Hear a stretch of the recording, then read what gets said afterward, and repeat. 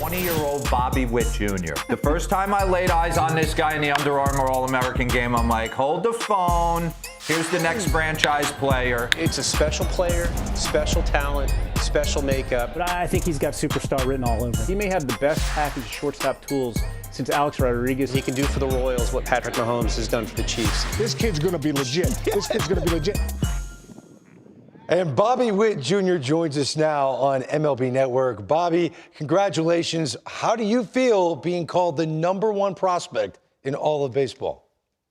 Thank you, guys. It's truly an honor just to be able to be #1 out of all those prospects up there. So, because I know how great those guys are, and it's been a goal of mine, honestly. But then also it's motivation as well. It's one of the guys I work out with. He's like, being a prospect, you're not there yet. So you got to keep working to get off that prospect list. So that's another goal of mine, but it's truly an honor. I'm blessed just to be named the #1 prospect. Bobby, you are very humble, so I'm going to brag for you, okay? Named Baseball America 2021 Minor League Player of the Year, and you hit, top 5 in the minor leagues in hits, runs, and home runs. And I'm particularly interested in the placatas, 33 home runs in the minor leagues. When did your power come? Because I know you're a hitter first, and power comes alone, but when do you think, it's like, you know what, I got power? When did that develop? I think just kind of throughout high school, just being able to drive the ball gap to gap, and then the home runs I feel like are almost mistakes. I'm really just trying to kind of knock the ball through the wall, and then if you miss hit with a ball just a little bit, then that's the home run. So it's just really just trying to hit line drives, keep it gap to gap, keep a simple approach, and then I think the more and more as I matured, get stronger, and being able to work out throughout the offseason and stuff and just grow and get bigger and stronger. Like I said, just that kind of came, and then just it kind of goes from there. Hey, Bobby, it's Jonathan Mayo. I have to say, you have plus tools across the board, except maybe for facial hair. We're going to have to talk about that another time. But I wanted to ask you, in all seriousness, just about the sort of dynamic between you and Adley Rutschman. Obviously, it's apples to oranges, different positions, but you guys are 1 and 2 in the draft class. You've been 1 and 2 on a lot of prospect lists, since you entered pro ball. Is that something that ever comes up? I know the two of you played together in the Futures game. Is there a friendly competition? How much are you looking forward to kind of rising up to the American League at about the same time as Adley?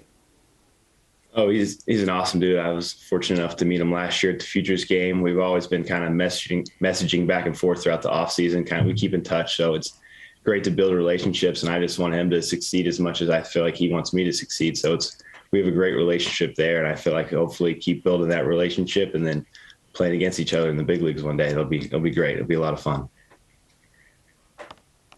Bobby, Jim Callis here, and congratulations. I know you grew up around the game. I was curious when you spent a lot of time around big league ballparks, if there was a player who was your favorite player growing up, someone you wanted to try to emulate, and I'll take you off the hook. You don't have to pick your dad.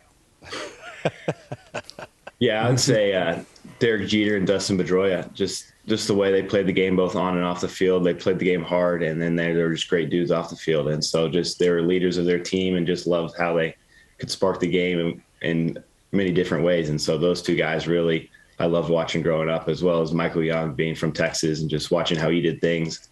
And as well, both on and off the field, was a great dude. And I've been able to build a good relationship with him. And so it's been fun to watch those guys. And that's kind of how I try to emulate myself between all those guys. Before we let you go, there's always that wow factor. I made it to the big leagues guy that you play against. I've talked to all these guys when they made it to the big leagues, whether it was Dan Plesac when Reggie Jackson stepped to the plate. Give me a current big leaguer that someday when you're playing shortstop for the Royals, when he steps up to the plate, you'll be like, wow, I've arrived. Who will that guy be? I would have to say Mike Trout, just because he's the best out there right now, or whoever, Ohtani maybe playing the Angels or something, just being able to see those guys in live action. I was able to kind of see him in the dugout last spring training. And so just being able to see those guys play, and a bunch of the pitchers too, like the DeGroms, the Scherzers out there, those guys. So a lot of those guys. So pretty much anyone, I think, just being up there, it's going to be an aha moment for sure. Bobby, is there anything in particular you're actually working on? What do you want to improve on? I think just simplify everything I do, just making my approach easier, because this game's already hard enough. I just want to be as quick and short to the ball as possible, cut down on strikeouts, put the ball in play, and apply pressure to the defense, and just try to help the team win in as many ways as possible. Just try to be a 5-tool player and try to make pitchers hard for me to pitch to. And so just keep trying to do that and just simplify things and try to make things easy and just go out there and have fun. First of 5,000 interviews on MLB Network for Bobby Witt Jr.